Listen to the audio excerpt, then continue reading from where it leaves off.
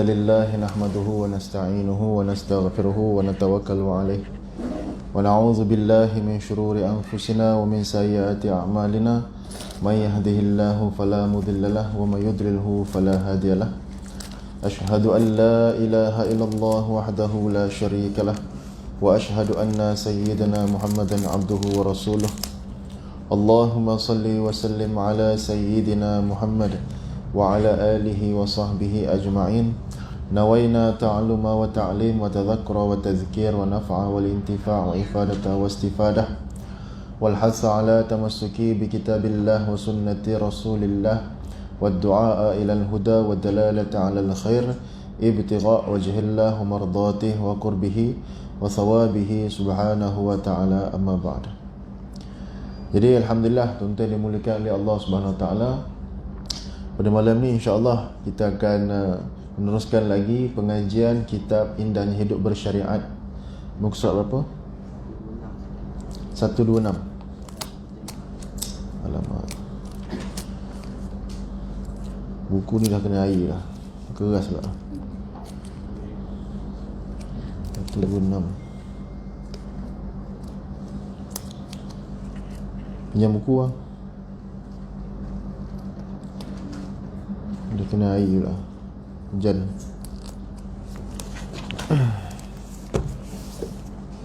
Itu guna. Okey.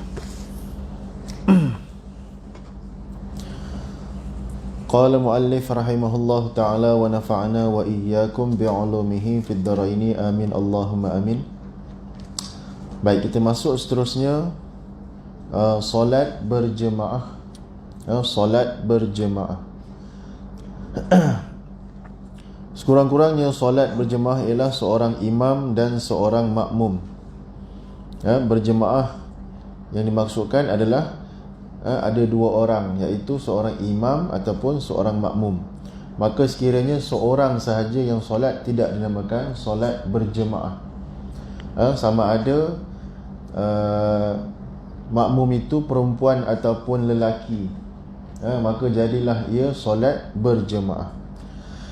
Maka hukum asal solat berjemaah mengikut mazhab Syafi'i, mengadakan ataupun mewujudkan satu tempat untuk solat berjemaah, seperti masjid ataupun surau di sebuah kampung ataupun di sebuah kawasan.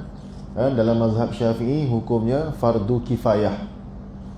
Fardu kifayah maknanya dalam satu kawasan itu orang di situ, orang taman, orang kampung, dengan memikirkan bagaimana nak mewujudkan satu tempat yang membolehkan penduduk situ menghidupkan solat fardu berjemaah. Kalau semua orang tak fikir, maka satu kampung berdosa besar, sebab tuntutan menghidupkannya adalah fardu, bukan sunat. Menghadiri solat berjemaah hukumnya sunat muakkad. Kita hadir ke solat berjemaah ni bagi orang lelaki hukumnya sunat muakkad. Bagi wanita tidak sunat muakkad. Tidak sunat muakkad bagi wanita. Sebab wanita ni tidak dituntut untuk solat berjemaah, tetapi dituntut untuk menuntut ilmu agama. Oleh kerana sekarang ni majlis-majlis ilmu berada di masjid, di surau, maka kaum muslimat hadir ke masjid sekali dengan solat berjemaah kemudian menuntut ilmu.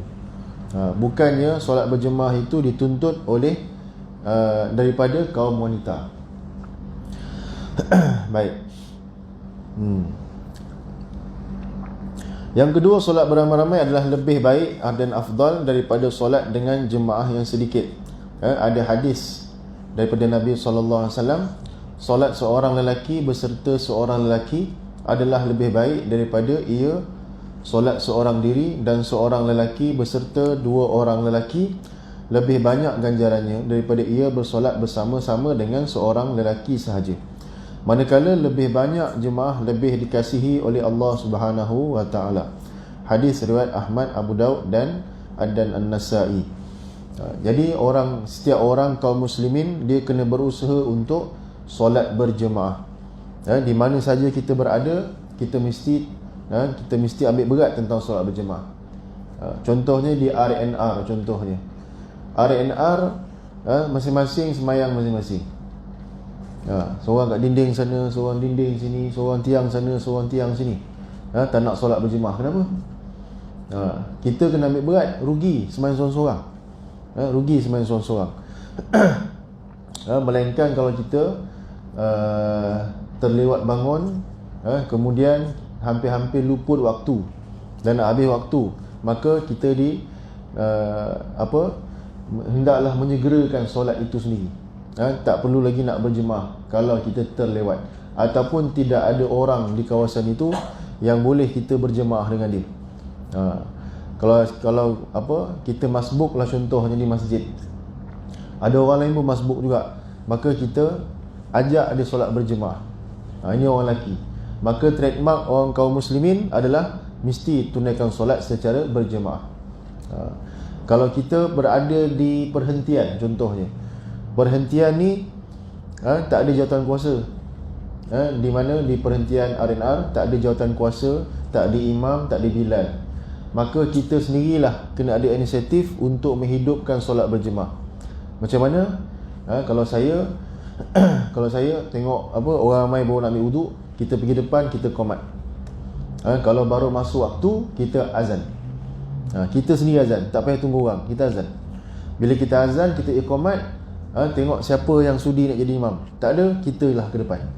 Yang penting fardu berjemaah itu hidup, daripada kita sembahyang bersendirian. Baik. Yang ketiga, masih mendapat pahala berjemaah bila makmum dapat mengikut imam sebelum imam memberi salam. Akan tetapi makmum yang mengikuti dari mula-mula mendapat ganjaran lebih banyak daripada makmum yang mengikut kemudian. Sudah tentulah orang yang muafiq. Muafiq ni dia berserta takbir dengan imam, dipanggil muafiq.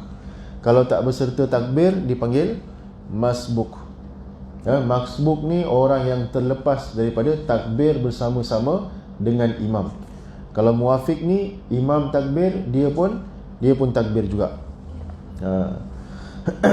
Dan orang yang sembahyang berjemaah di awal waktu, berbezalah pahalanya dengan orang yang sembahyang berjemaah akhir waktu. Sembahyang jemaah juga, tapi di akhir waktu. Kalau orang yang sembahyang berjemaah di awal waktu itu, dia dapat 27. Orang yang akhir waktu itu pun sembahyang berjemaah dapat juga 27, tapi 27 rupiah sajalah. Orang yang awal waktu tu dia dapatlah 27 dinar, 27 dinar emas. Kalau akhir waktu tu dapatlah rupiah. Dia punya pahala tu kurang. Melainkan solat fardu isyak. Solat fardu isyak ni disunatkan, dilewatkan sedikit. Solat fardu isyak, pernah sekali Nabi SAW hadir lewat ke masjid. Lewat sangat datang ke masjid, maka para sahabat dah tunggu Nabi terlalu lama, kan ada yang dah tertidur. Maka Nabi lewatkan, sehingga lebih kurang, kalau ikut jam tu dah pukul 12 malam lah. Kita pukul 12 malam ni dah balik lah, imam tak datang-datang contohnya. Tapi nak bagi tahu kepada para sahabat dan seluruh umat Islam bahawa solat isyak itu disunatkan dilewat-lewatkan, sekiranya tidak ada apa-apa urusan yang mendesak lah. Tidak ada apa-apa urusan yang mendesak. Sebab tu fadilat solat fardu isyak berjemaah ni sangat besar. Orang yang solat fardu isyak berjemaah seperti dia seolah-olah menghidupkan separuh malam. Seolah-olah dia menghidupkan dengan amal ibadat separuh malam. Siapa yang solat fardu subuh berjemaah, seolah-olah dia menghidupkan seluruh malam. Padahal waktu malam tu dia tidur, tapi pahala dia dapat seolah-olah dia bangun melakukan amal ibadat sepenuh malam.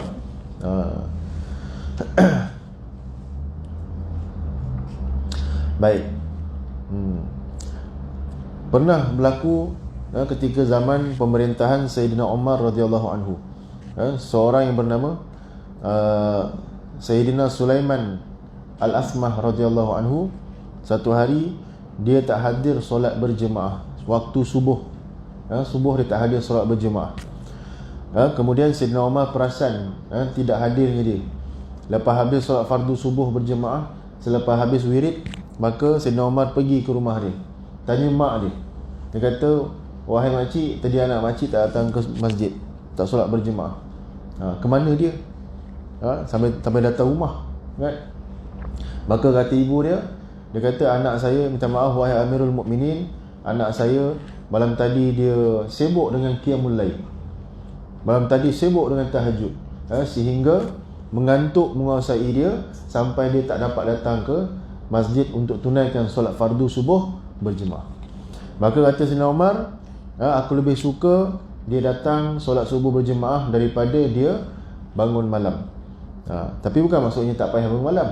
Maknanya afdalnya solat fardu subuh berjemaah di masjid daripada qiyamul lail sepanjang malam sehingga mengantuk.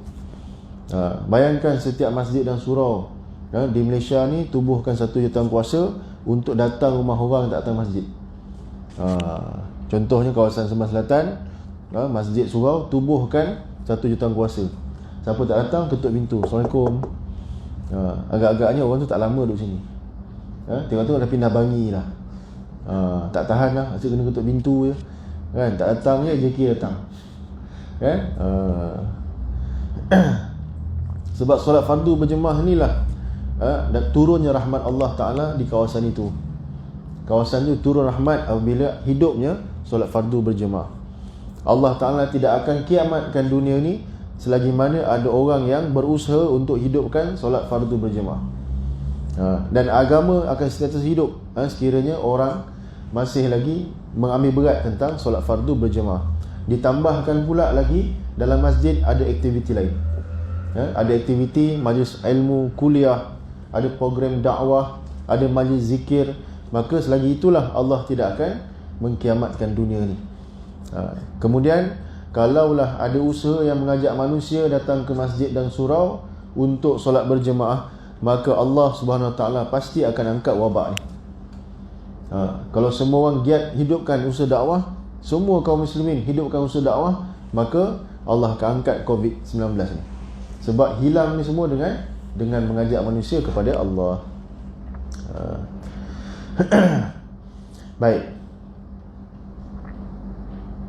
Yang keempat, imam hendaklah meringkaskan solat kecuali kalau makmumnya hanya terdiri daripada golongan yang sedikit bilangannya dan mereka redha jika imam memanjangkan solat.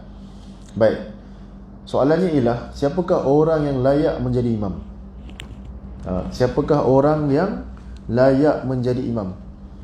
Pertama sekali, orang yang layak menjadi imam adalah seorang imam yang dilantik oleh pemerintah, yang dirantik oleh pemerintah memegang jawatan imam. Maka dialah orang yang layak menjadi imam. Bila makna dia ni orang yang telah dilantik oleh sultan, bismillah, maknanya dia telah pun dimaklum bahawa dia ni adalah orang yang alim. Dia mestilah bacaannya betul, dia faham tentang fardu ain, sah batal, semua dia tahu. Maka itu orang yang layak menjadi imam di masjid itu sahaja. Tapi kalau dia semayang ke tempat lain, contohnya dia semayang dekat rumah orang, dia tumpang semayang di rumah orang, maka dia tak layak menjadi imam. Sehinggalah tuan rumah itu mempersilakan dia, walaupun dia ni imam besar Masjid Madinah sekalipun, kalau dia semayang dalam rumah orang, maka dia tak boleh ke depan menjadi imam, melainkan kalau tuan rumah mempersilakan. Baik, yang kedua, tingkatan orang layak menjadi imam. Siapakah orang yang layak menjadi imam? Orang yang faqih. Orang yang faqih, bukan hafiz dulu. Hafiz tak duduk nombor 2 tu. Tapi orang yang dilantik oleh imam ni, maka tak semestinya dia hafiz. Dia tak hafiz pun, tapi dia banyak hafal Al-Quran, dia faham tentang fiqh bab solat berjemaah, maka dia orang layak. Kemudian seterusnya, orang yang faqih. Faqih ni adalah orang yang alim dalam ilmu fiqh. Dia tahu serba-serbi tentang hukum hakam dalam hukum fiqh, lebih-lebih lagi dalam solat, hukum dan juga rukun-rukun solat. Dia tahu benda ni boleh membatalkan solat, yang ni tak membatalkan solat. Kemudian bacaannya betul, walaupun dia bukan seorang hafiz. Maka lepas orang yang faqih, barulah orang yang hafiz. Tapi walaupun dia hafiz, dia hafal Quran, dia wajib belajar ilmu fardu ain yang berkaitan dengan solat berjemaah. Kalau imam terbatal, nak buat macam mana? Apa nak buat kalau imam terbatal? Dia kena buat apa? Dia kena tahu. Dia kena tahu bagaimanakah solat itu menjadi batal, dan kemudian dia tahu serba-serbi tentang aktiviti-aktiviti solat di masjid. Sebab masjid ni bukan solat fardu 5 waktu je. Dia kena tahu dia kena tahu solat sunat jenazah. Dia kena tahu solat sunat khusuf. Tahu khusuf? Gerhana. Solat sunat gerhana macam mana? Kalau jawatan imam betul lah, dia kena tahu semua serba-serbi. Khutbah Jumaat pun dia kena pandai. Apakah rukun-rukun khutbah dia kena tahu. Maka dia orang yang layak menjadi imam. Kalau datang dua orang, seorang hafiz, seorang lagi faqih. Yang hafiz ni faqih. Siapakah lebih aula jadi imam? Dua-dua aula. Dua-dua layak jadi imam. Tapi siapa lebih aula, lebih utama? Orang yang faqih menjadi imam, hafiz jadi makmum. Walaupun yang faqih ni dia cuma hafal Qul huwallahu ahad dengan inna a'tayna. 2 surah je dia hafal, lain tak hafal. Yang seorang kawan ni 30 juzuk hafal. Tapi dia tak faqih. Dalam bab fiqh dia tak alim. Dia cuma menghafal sahaja. Kalau datang dua-dua faqih, ataupun dua-dua hafiz Quran, siapa layak jadi imam? Tengok bab perkara lain pula. Tengok pakaian pula. Pakaian, siapakah pakaian lebih hampir kepada sunnah? Seorang ni dia pakai jubah, seorang lagi pakai baju Melayu. Maka orang yang pakai jubah, orang yang jubah lebih aula jadi imam. Kalau seorang pakai baju Melayu, seorang lagi pakai t-shirt, orang t-shirt jadi makmum, baju Melayu depan jadi imam. Kalau dua-dua dia punya ranking ni sama, dua-dua pandai jadi imam. Tapi siapa lebih aula? Datang dua orang nak sembahyang jemaah, seorang lagi bujang, seorang lagi dah kahwin. Maka orang kahwin lah afdal jadi imam. Seorang naik kereta, seorang jalan kaki. Siapa afdal jadi imam? Orang jalan kaki jadi imam. Kenapa pula? Orang jalan kaki lebih mujahadah daripada naik kereta. Memang jalan kaki, rumah dekat sini. Ya, rumah dia. Orang naik kereta tu daripada bangsa. Memanglah. Kalau sama-sama tempat, seorang jalan kaki, seorang naik basikal, seorang lagi naik motor. Orang naik basikal jadi imam. Maka tu tingkatan. Datang dua orang, seorang bini satu je, seorang lagi bini dua. Orang bini dua afdal jadi imam, sebab pahala dia lebih banyak daripada orang bini satu. Seorang bini tiga, seorang lagi bini dua. Bini dua jadi makmum, bini tiga jadi imam. Kalau kita sembahyang kat rumah orang kahwin, afdal pengantin jadi imam. Kalau pengantin tu pandai lah. Kalau dia tunggal langgang, dia pun duduk belakang lah. Dia pun tak tahu tentang hukum hakam dalam solat. Baik. Imam hendaklah meringkaskan kecuali. Ringkas ni maksudnya, ringkas ni bukanlah pendek sangat bacaan dia, mengikut situasi setempat. Kalau kawasan yang orang sekitar umur 40-50, mungkinlah dia boleh memanjangkan sedikit bacaan, kan? Bergantung kepada kekuatan iman orang tu juga. Ada orang tu, ustaz, imam baca panjang sangat lah. Apa surah dia baca? Dia baca wadduha, panjang betul. Wadduha panjang. Wadduha tu biasalah, pendek je. Dia kalau masuk panjang ni, mungkin 2 muka surat. 2 muka surat, itu panjang lah. Bagi orang yang iman lemah macam kita ni. Pernah Nabi SAW, Nabi semayang malam, qiyamul lail. Nabi semayang malam. Nabi semayang malam setiap malam. Nabi solat 8 rakaat bercampur dengan witir 3 rakaat setiap malam. Bukan bulan Ramadan je, bulan hari lain pun Nabi semayang macam tu.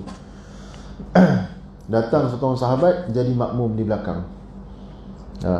Datang sahabat jadi makmum dekat belakang Nabi SAW. Nabi mulakan bacaan surah selepas suratul Fatihah, suratul Baqarah. Jadi sahabat Nabi ikut belakang. Sangka baiknya apa? Nanti habis Baqarah ni Nabi rukuk kot. Habis surah Baqarah, lebih kurang dalam 10 muka surat. Rakaat pertama 10 muka surat. Masuk habis Al-Baqarah, masuk Ali Imran pula. Al-Baqarah je dah 3 juzuk, masuk Ali Imran pula. Habis Ali Imran, masuk seterusnya pula surah An-Nisa. Habis surah An-Nisa, masuk Al-Maidah pula. Dalam farakah terus. Calendar. Tak boleh ikut, penat kan? Itu solat sunat. Solat sunat tak ada masalah, kita nak panjang sampai 30 juzuk pun tak ada masalah. Tapi kalau kita sembahyang berjemaah, imam kena dia kena balance. Jangan terlampau cepat, jangan terlampau lambat. Yang tensionnya kalau imam terlampau cepat. Lebih-lebih lagi zuhur asar. Allahu Akbar, sami Allahu hamidah, Allahu Akbar, Allahu Akbar. Imam ni nak terberak ni.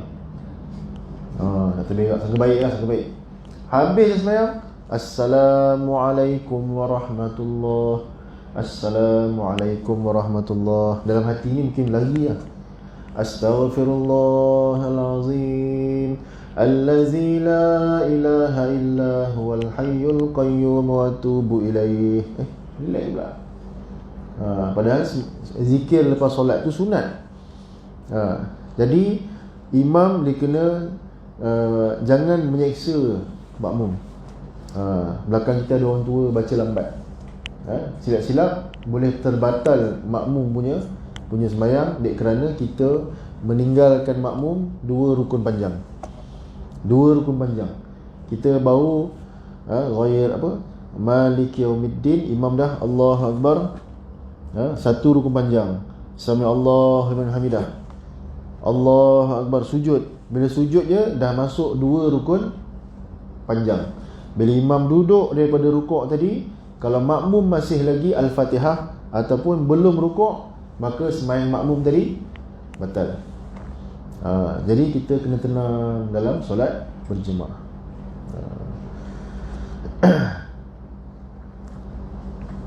Baik. Terdapat sebuah hadis Al-Bukhari, Nabi dan Muslim yang diriwayatkan daripada Nabi sallallahu alaihi wasallam, "Idza shalla ahadukum lin-nasi falyukhaffif fa inna minhum ad-dha'ifa wasyaqima wal kabira wa idza shalla ahadukum li nafsihi falyutawwil ma syaa." Apabila seseorang dalam kalangan kamu menjadi imam kepada sekumpulan manusia, maka ringankanlah solatnya. Sesungguhnya dalam kalangan mereka ada yang lemah, sakit dan tua. Apabila salah seorang dalam kalangan kamu perlu bersolat sendirian, maka panjangkanlah selagi mana dia kehendaki. Hadis riwayat Bukhari dan Muslim. Maksud seorang diri adalah sembahyang sunat. Sembahyang fardu pun boleh dipanjangkan kalau kita sembahyang seorang diri. Panjanglah mana pun. Tapi dalam rukun yang panjang lah. Rukun panjang, berdiri, rukuk, sujud. Itu rukun panjang. Kita nak berdiri sampai 3-4 jam pun boleh. Nak rukuk sampai 3-4 jam boleh. Nak sujud 3-4 jam boleh. Tapi kalau i'tidal, duduk di antara dua sujud, itu adalah rukun pendek. Tak boleh dipanjangkan. Kalau panjang boleh membatalkan solat. Baik, yang penting sekali, imam perlu membetulkan rukun qauli. Rukun qauli ini adalah rukun bacaan. Bacaan mesti betul. Walaupun tak hafal banyak surah, tapi rukun qauli kena betul. Rukun qauli ada berapa? Ada 5 rukun qauli yang perlu diperbetulkan. Yang pertama, takbiratul ihram. Allahu Akbar. Takbiratul ihram mesti betul. Jangan salah. Kalau salah, batal. Biasanya takbiratul ihram ni kat mana salah? Memanjangkan alif, Allahu Akbar, batal semayang, tak sah semayang. Ataupun memanjangkan bar, Allahu Akbar, panjang, batal semayang. Ataupun Allahu Akbar. Mana ada Akbar? Yang sebut tu siapa? Orang Melayu sebut yang tu. Allahu Akbar, Allahu Akbar. Akbar. Mana datang huruf Waik? Kena sebut Allahu Akbar, Allahu Akbar. Kena betul makhraj huruf. Sebab tu kena ada pengajian tajwid. Surau masjid mesti ada pengajian tajwid. Tujuan pengajian tajwid bukan membaca Al-Quran dulu, tapi membetulkan rukun qauli dalam solat. Yang kedua, mesti betul suratul Fatihah. Membaca suratul Fatihah dengan betul. Kita dah lepas ke belum? Dah lepas rukun solat. Tak masuk lagi belum lagi. Nanti kita masuk rukun solat. Yang kedua adalah membaca suratul Fatihah. Mesti jelas setiap huruf. Dia tak boleh main skip-skip. Kesalahan pertama, membaca bismillah. Bismillahirrahmanirrahim. Bismillah. Bis tak dengar. Tanggungjawab imam, dia mesti memperdengarkan setiap huruf kepada makmum. Bismillahirrahmanirrahim. Alhamdulillahi Rabbil Alamin. Kesalahan seterusnya, Alhamdulillahi Rabbil Alamin. Kesalahan kedua, Alamin. Dia jadi alif. Patutnya Rabbil Alamin. Ain dengan alif beza, tak sama. Jadi kena makhraj ain tu mesti jelas. Ar-Rahmanir-Rahim. Satu lagi Ra. Ra ni sifat ni takrir. Dia getar. Dia tak boleh baca Ar-Rahmanir-Rahim. Ar-Rahmanir-Rahim. Melainkan orang itu memang lidah dia macam tu, tak boleh sebut huruf R. Roti, makan roti. Makan roti. Memang tak boleh. Orang ni tak boleh jadi imam. Syarat jadi imam, dia mesti boleh sebut huruf Ra dengan tepat. Taklah kata tepat seperti Nabi sebut. Nabi sebut lebih tepat, tapi sekurang-kurangnya betul, sempurna dalam hukum tajwid tu Ra. Ar-Rahmanir-Rahim. Malik Yaumiddin. Iyyaka na'budu wa iyyaka nasta'in. Kesalahan seterusnya, Iyyaka na'budu wa iyyaka nasta'in. Dia kalau sembahyang siang ni, dia cepat bacaan kan. Iyyaka na'budu wa iyyaka nasta'in. Hilang sabdu. Tasydid hilang. Kena baca Iyyaka na'budu. Kesalahan seterusnya, Iyyaka dia kena sebut Iyyaka na'budu. Dia tak boleh sebut kanak-kanak. Kalau kita sebut kanak-kanak tu, macam tu lah sebutan dia. Iyyaka na'budu. Maka salah dari segi tajwid, tapi dari segi hukum fiqh sembahyangnya belum lagi batal, tapi sebutan makhraj salah. Kemudian ihdinas siratal mustaqim. Kan? Kalau tepatnya ihdinas siratal mustaqim. Kalau nak belajar tajwid memang detail. Kalau baca mustaqim, sad dia kena sin nipis, sad ni tebal. Dia sebut mustaqim. Siratal ladzina an'amta alaihim. Kesalahan seterusnya adalah biasanya pada an'am. Kan? Ada yang baca siratal ladzina dua ain. An'amta alaihim. Orang Arab pun tak baca macam tu. Ataupun dua-dua alif. Siratal ladzina an'amta alaihim. Kemudian ghairil. Kesalahan banyak orang baca ghairil salah. Dia kena baca ghairil. Sebab ghain di atas gha. Ghain bari atas bunyi gha, bukan gha. Jadi maklin kat situ. Ada ya tanda mati, bunyinya ghai. Kita sebut ghai. Ada sebut khairil maghdubi alaihim waladdallin. Dah jadi huruf kha pula. Dia kena ghairil mim baris atas, ghain tanda mati, bunyi maghdubi alaihim waladdallin. Mak wajib kali ni musaqqal, kena baca 6 harakat.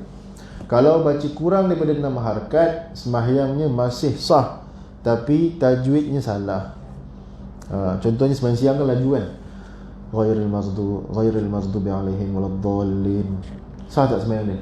Sembahyang dia sah, walaupun tak sampai 6 harakat, tapi dari segi tajwid dia ada kesilapan. Rukun yang berapa tu? Kedua. Rukun yang ketiga, membaca tasyahud akhir ataupun membaca tahiyat akhir. Macam mana baca alif? Jadi kalau semak seorang-seorang ni mesti banyak silap. Ada yang kata saya tak boleh macam ni, saya kena duduk tahiyat baru saya boleh baca. Kalau duduk bersila tak boleh baca. Saya kena semayang dulu baru boleh baca. At-tahiyyatul mubarakatus salawatut thayyibatu lillah. Kesalahan biasanya kalau baca laju hilang sabdu at-tahiyyatul mubarakatus, at-tahiyyah. Semayang dia tak sah. Dia kena baca at-tahiyyatul mubarakatus salawatu, bukan salawatu. Kena baca sebab salawatut thayyibatu lillah. Kena hidupkan huruf ha. Ada yang baca salawatut thayyibatu lillah. Ha tak ada. Patutnya lillah. Allah kan, lam ha tu kena baca lillah.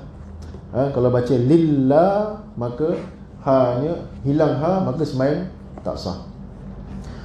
Assalamu alayka ayyuhan nabiyyu wa rahmatullahi wa barakatuh. Tuh kena hidupkan ha hujung. Tanda mati ada ha apa? Dia punya ha apa? Ha sanggul. Kan, ha sanggul. Kalau orang Melayu belajar dulu, ha sanggul. Kan? Wa barakatuh. Kena ha tu kena hidup. Assalamu alayna wa ala ibadillahis salihin. Hujung nun kena hidupkan. Kalau baca salihi, ada baca salihin, tutup mulut, maka sembahyang tak sah. Sebab bacaan tu rukun, kena baca dengan betul. Seterusnya, asyhadu alla ilaha illallah. Siapa baca asyhadu alla ilaha illallah, sembahyang ni tak sah. Asyhadu salah, dihilang huruf ha. Patutnya baca asyhadu. Asyhadu alla ilaha illallah wa asyhadu anna muhammadar rasulullah. Okey. Kemudian selawat. Allahumma. Kena baca Allahumma, jangan baca Allahummas. Banyak orang baca Allahumma salli ala sayyidina Muhammad. Salah bacaan tu. Jangan baca Allahummas, kena baca Allahumma salli. Allahumma salli. Jangan gabungkan mim dengan sad, dia jadi Allahummas. Tu banyak orang tak perasan. Satu lagi, doa iftitah. Bacaan doa iftitah, inna salati. Inna salati, bukan innas salati. Innas salati salah. Kena baca inna salati. Kena asingkan nun dengan sad. Kalau baca innas salati, maka dia telah sambungkan nun dengan sad. Salah bacaan. Sama macam selawat. Selawat tu rukun. Jangan sambungkan mim dengan sad. Bunyinya Allahumma salli ala. Itu bacaan salah. Kemudian yang terakhir, Rukun yang kelima qauli, memberi salam. Pun banyak salah juga kalau imam-imam, bukan imam sini lah, imam tempat lain. Assalamualaikum warahmatullahi. Assalamualaikum warahmatullahi. Mana as? Alif lam, dipanggil alif lam ma'rifah tu kena baca assalam, dan kena pendengarkan makmum. Assalamualaikum warahmatullahi. Assalamualaikum. Saya kalau imam baca Assalamualaikum, Assalamualaikum, saya pun Waalaikumsalam lah. Mufarakah. Walaupun dah habis tu, dah habis semayang, wajib niat mufarakah. Wajib niat mufarakah walaupun dah habis. Sebab apa? Rukun terakhir salah. Assalamualaikum warahmatullahi. Assalamualaikum warahmatullahi. Toleh kiri kanan ni tak wajib. Toleh kanan, toleh kiri ni sunat, dia tak wajib. Kalau kita baca salam macam ni pun Assalamualaikum warahmatullahi, semayang kita sah dah. Sebab toleh kanan, toleh kiri sunat. Ataupun kita cuma baca Assalamualaikum dah, warahmatullahi sunat. Sebab tu kalau kita terkentut selepas habis huruf mim, Assalamualaikum, bod kentut, semayang kita selamat. Sebab apa? Dah habis mim. Kalau tengah as, bod kentut, habis, semayang balik. Kena solat balik lah. Kat sini ada ke pengajian tajwid? Ada. Macam mana? Dah habis. Hari Khamis malam Jumaat. Oh, okey. Tapi semak seorang-seorang tak? Memang tak datang tu lah. Dia paling angker sekali pengajian Al-Quran. Kan? Kat sini boleh lah pengajian duduk melunjuk kaki, main handphone kan. Pengajian Quran tak juga macam tu. Dia kena buat halakah, bulat-bulat tanya seorang-seorang. Seorang-seorang Pak Haji hilang. Tak datang. Belum semangat saya nak mengaji kan. Tengok kawan dia mengaji pula, terror pula dia pula. Dia pula tak terror pula. Bila time sampai turn dia je habis berpeluh. Besok tak datang. Besok dia PM Ustaz, Ustaz boleh tak buat personal tuition? Datang rumah Ustaz. Dia adab mengaji, adab belajar ni kita datang dengan guru, bukan guru datang kita. Tu adab dia. Barulah Allah buka pintu apa, futuhat, ilmu tu Allah buka. Asyik guru datang kepada murid, maka di situ ada sedikit kurang adab. Lesyak ke? Dah? Belum? Baru masuk? Okey. Abu Hamid Muhammad bin Ahmad At-Tusi Asy-Syafi'i, yang lebih dikenali sebagai Imam Al-Ghazali rahimahullah ta'ala, dalam kitabnya Ihya Ulumuddin, menyebutkan perkara-perkara menjadi imam dan makmum, termasuk tugas-tugas imam sebelum solat dan ketika solat. Maka tanggungjawab ini, imam ni sangat besar. Ada dua tanggungjawab besar dalam masjid. Yang pertama Bilal, yang kedua imam. Imam ni dia mestilah orang yang dipercayai. Dipercayai dari segi apa? Dari segi siqah dia, dan juga dari segi kefaqihannya. Siqah ni boleh dipercayai. Sebab kadang-kadang ada setengah kampung tu dia syok sendiri nak jadi imam, tapi bacaan tu langgang. Bila orang tegur je kecil hati. Jadi sebab itu dekat Negeri Sembilan ni, kalau apa, dulu sebelum Covid ni ada kursus imam. Kursus imam ni bukan saja bab solat, semua dia tanya. Semua dia tanya. Bab apa, wali nikah pun dia tanya. Bab solat Jumaat. Pernah saya dia interview apa panel yang tanya saya. Dia tanya, apa beza solat Jumaat dengan solat lain? Dia tanya saya. Saya kata solat Jumaat ada khutbah, solat lain tak ada khutbah. Bukan tu jawapan dia. Apa jawapan dia? Kita tanya. Cubalah fikir sendiri tanya. Kan banyak beza kan? Nanti lu masih jawab. Apa je jawab lu? Banyak beza dia, bukan niat je, banyak. Kalau solat lain, contoh solat Zuhur lah. Kita sampai-sampai je imam tengah tahiyat akhir. Kita datang-datang takbir nak buat apa? Duduk tahiyat akhir. Kemudian kena tambah berapa rakaat? 4 rakaat. Tapi sembahyang Jumaat, kalau kita sampai-sampai imam tengah tahiyat akhir, kita takbir Allahu Akbar, kita pun duduk tahiyat akhir, kita nak kena tambah berapa? Tambah 4. Banyak orang tambah 2. Banyak orang tambah 2. Dia ingat sembahyang Jumaat 2 rakaat, dia pun tambah 2. Hanya solat Jumaat saja, niat lain tapi buat lain. Niat sembahyang Jumaat tapi pelaksanaan solat Zuhur. Jangan sampai terlepas rukuk pada rakaat kedua. Pada rakaat kedua, kalau terlepas rukuk, maka kena buat solat Zuhur 4 rakaat. Jadi saya tanyalah panel tu, apa beza dia? Bezanya, imam wajib niat imam. Imam wajib niat imam. Sembahyang lain, imam tak wajib niat imam. Kalau kejap lagi, imam tak niat imaman lillahi ta'ala, sah tak sembahyang? Sembahyang sah, tapi pahala 1 je. Pahala 1. Makmum dapat 27, imam cuma dapat 1. Sebab apa? Tak niat imaman lillahi ta'ala. Tu. Baik, kita tangguh dulu lah. InsyaAllah nanti kita akan sambung pada minggu akan datang. Baik, ada soalan setakat ni?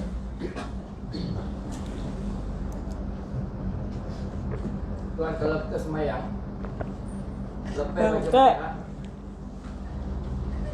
tak baca surah, sah tak semayang? Lepas amin, tak ada baca surah, terus rukuk dia. Siapa imam seorang-seorang? Kita seorang lah. Seorang? Sah? Sah? Ayah baca surah pun sah. Sah. Sebab surah tu tak rukun. Surah tu sunat. Tapi rugilah, tak dapat pahala.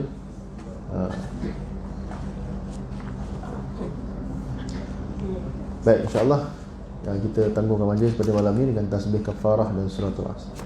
Subhanakallahumma wa bihamdika asyhadu an la ilaha illa anta astaghfiruka wa atubu ilaik. Bismillahirrahmanirrahim. Wal 'asri innal insana lafi khusr illa alladhina amanu wa 'amilus solihati wa tawassaw bil haqqi wa tawassaw bis sabr. Walhamdulillahi rabbil alamin. Taqabbalallahu minkum.